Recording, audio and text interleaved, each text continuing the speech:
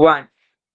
Hello everybody and welcome back to my YouTube channel. आज हमारे साथ एक गेट का जाबाज है, एब्सोल्युटली, ओमकार त्रिपाठी फ्रॉम ओडिशा, जिसने गेट एक्सेल लाइफ साइंसेस 2026 को एग्जाम को क्वालिफाई कर दिया है। So first of all heartiest congratulations Omkar. Thank you sir. So the first question, result अभी 3-4 घंटे पहले आया। जी। How did you check the result, when did you check the result, and उस मोमेंट को डिस्क्राइब करो जब आपने आपका रिजल्ट देखा। एक्चुअली पहले से तो मैं रिजल्ट चेक कर रहा था, लेकिन रिजल्ट आया नहीं था।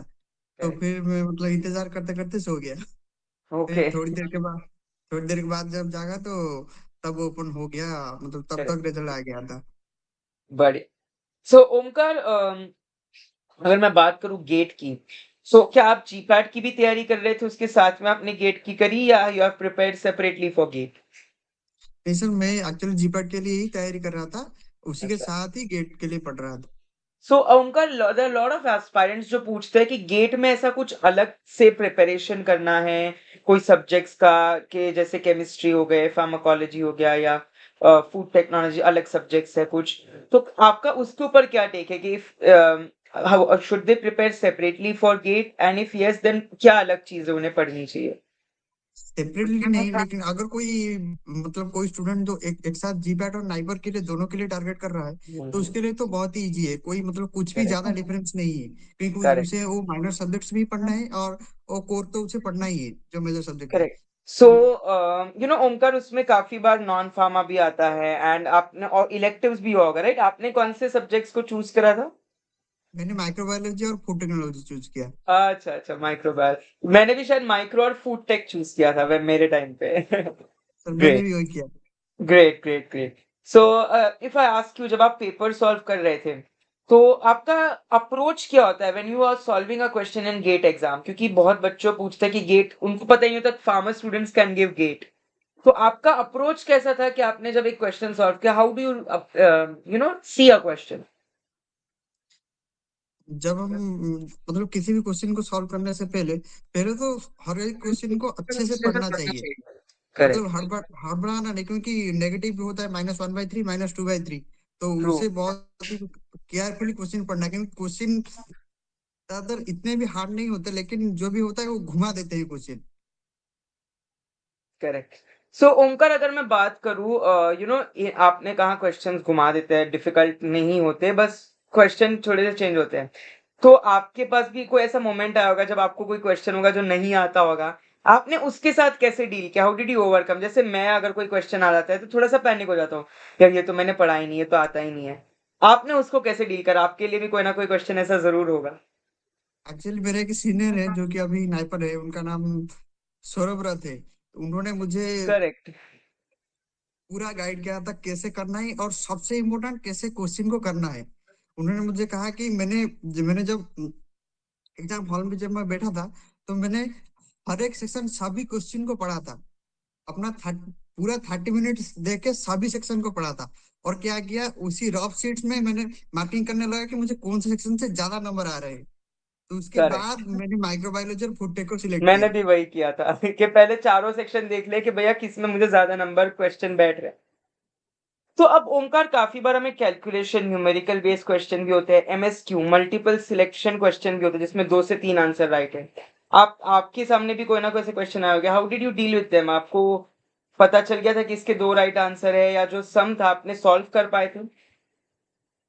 आपको अगर तब याद जो आया कोई कैलकुलेटिव बेस्ड। एमएसयू के जो आता होगा, और जिसको नहीं आता होगा तो नहीं आता होगा। लेकिन वो जो जनरल एप्टीट्यूड का जो क्वेश्चन होता है वो लगभग हो जाता है। हो एक दो जाता है। क्वेश्चन को अगर छोड़ दो वो लगभग सब कुछ हो जाता है। लेकिन जो सब्जेक्ट के क्वेश्चन है, तो वो डायरेक्ट तो अगर आता होगा तो कोई करेगा, अगर नहीं आता तो उसे छोड़ना ही पड़ेगा।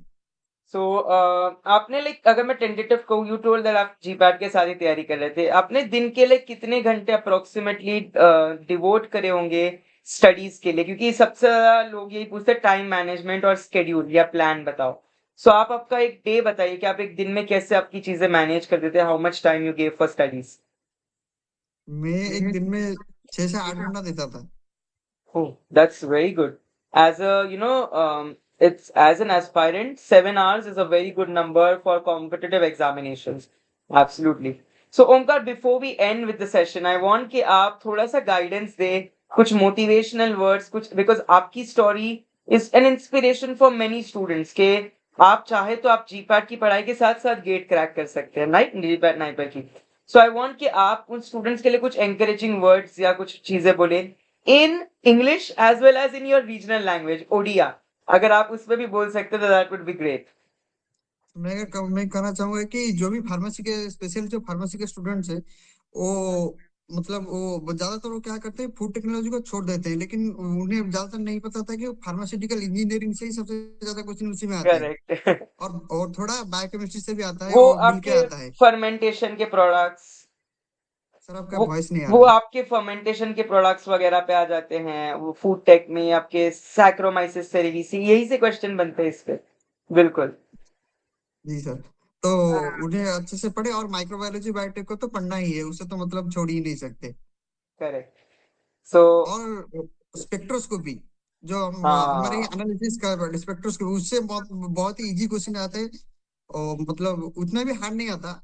और जैसे कि इस बार आया था सीधा यूवी का फॉर्मूला से उन्होंने एक प्रॉब्लम पूछ लिया था, ए इज इक्वल टू ईसीएल से। तो से हाँ, ही मतलब इतना ज्यादा भी हार्ड नहीं आता, लेकिन कर सकते हैं। मतलब स्पेक्ट्रोस्कोपी से कह सकते हैं डायरेक्ट क्वेश्चन टाइप्स आ जाते हैं जो सॉल्व हो जाएंगे। करेक्ट। और स्टेरिलाइजेशन के जो एक दो तीन फॉर्मूला है उनसे तो लगभग एक दो साल में रिपीट होता ही रहता है, जो लॉग वाला क्वेश्चन होता है। Absolutely. So I am really happy for you Omkar कि आपको इतना अच्छे से आप लोगों ने अपने स्टूडेंट्स को गाइड करा। सो आप हमारे यूट्यूब से भी जुड़े थे, if I am not wrong Omkar, हमारे चैनल से।